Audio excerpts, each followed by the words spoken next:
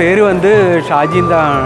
கேரளாவிலிருந்து வயநாடு மானந்தவாடியில் தான் என்னோட வீடு இருக்குது.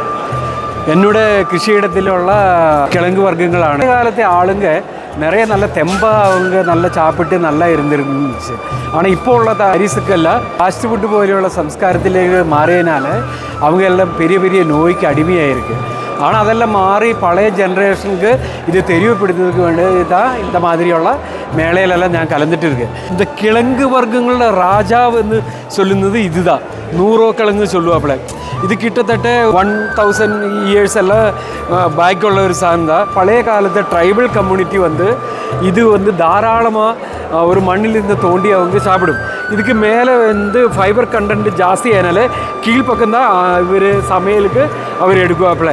மேல் பக்கம் வந்து ஃபைபர் கண்டென்ட் ஜாஸ்தி. ஆனால் இது மண்ணுக்கு உள்ள ரொம்ப ஆழத்தில் போவாப்புல.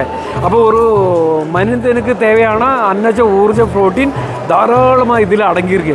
அதனால தான் இவங்க இது எங்கே இருந்தாலும் தேடி பிடிச்சி இவங்க இது மண்ணுக்குள்ளே இருந்து தோண்டி எடுத்து அவிச்சு சாப்பிட்றாப்புல. இதிலிருந்து உண்டான கொடியில் தாராளமாக முள்ளுகள் வரும்.